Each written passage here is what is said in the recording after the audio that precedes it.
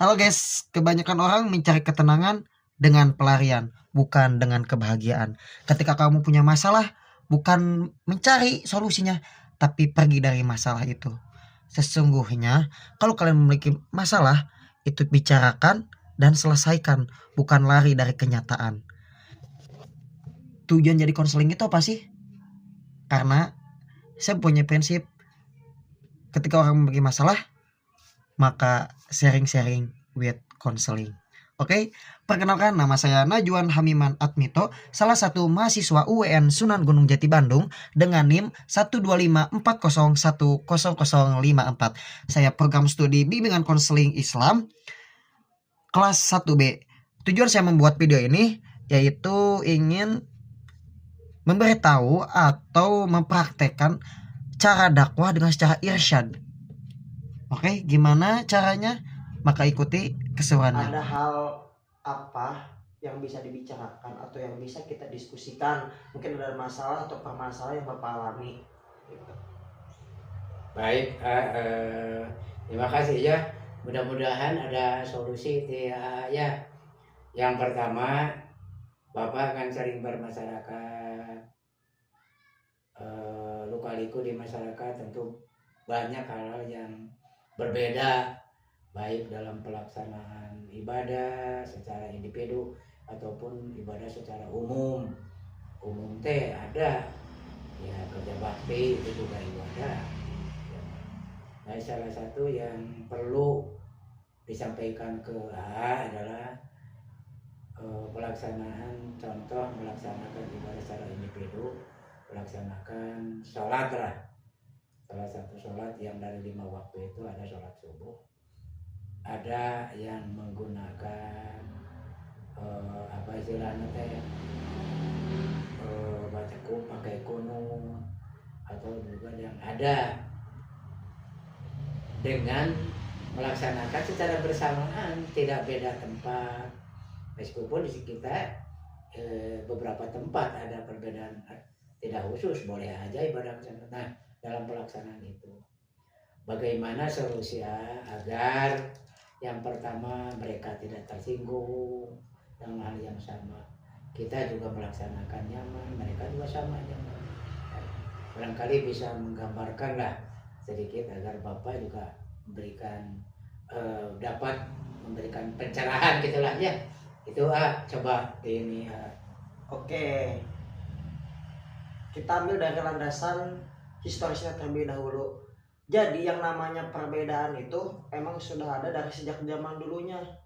Ketika zaman Nabi Muhammad atau sebelum-sebelumnya, perbedaan itu emang sudah ada. Karena kalau di dalam Islam itu suatu perbedaan itu malah disuatukan sebagai keindahan. Setiap karena dalam ada pepatah mengatakan dalam bahasa Arab itu kul ro'sin ro'yun.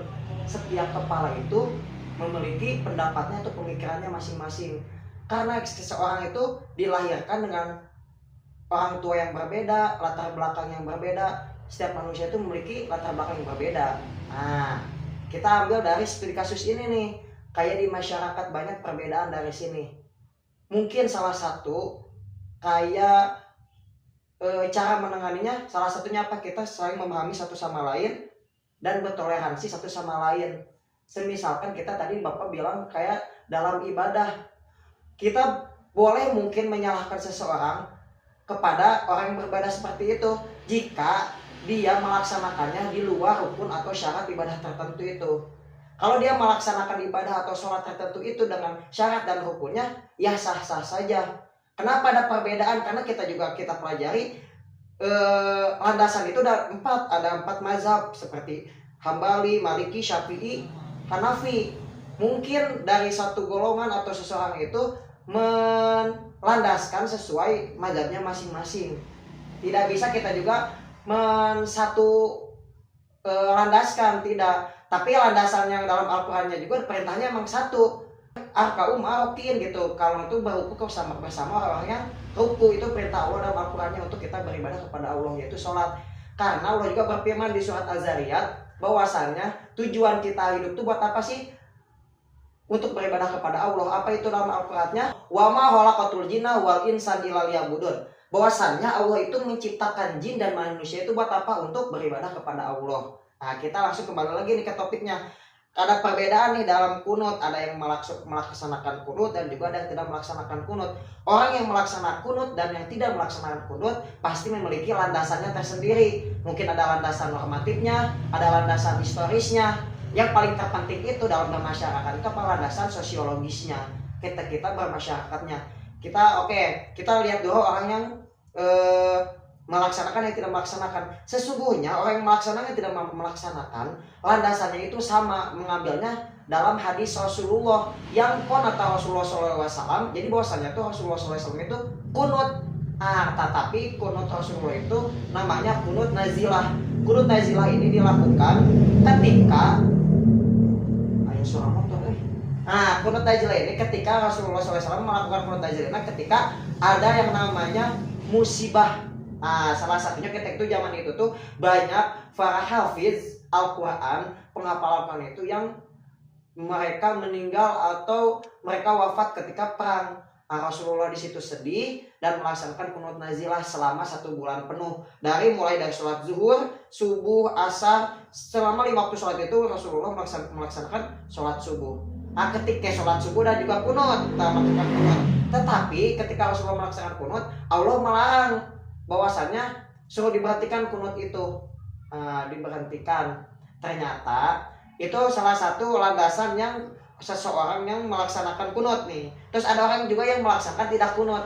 Yang melaksanakan tidak kunut ini golongan yang dia itu melihat bahwasannya hadis itu adalah hadis yang kurang ada kecacatan dalam hadis tersebut. Dalam ilmu mustalah hadis itu melihat bahwasannya hadis itu tuh kurang roji atau kurang sohih dalam hadis tersebut, ada kecacatan dalam hadis tersebut. Makanya dia menyimpulkan bahwasannya dalam Islam itu ada 2 hal, ada yang namanya tuh bid'ah. Kalau dalam bahasa fikihnya itu ada bid'ah. Bid'ah itu sesuatu hal yang di zaman Rasulullah tidak ada, tapi ada ketika zaman sekarang. Itu disebutnya bid'ah. Bid'ah juga terbagi menjadi banyak, ada bid'ah syai'ah, ada bid'ah hasanah gitu. Tapi kalau di dalam orang yang melakukan kunut itu juga banyak di dalamnya. Salah satunya kita ada zikrullah, salah satunya untuk mengingat kepada Allah, terus untuk mengagungkan nama Allah gitu. Sebenarnya di dalam keduanya melaksanakan dan melaksanakan semuanya baik-baik saja, baik-baik saja, tetapi sesuai dengan rukun dan syarat sholatnya aja. Mungkin itu saja.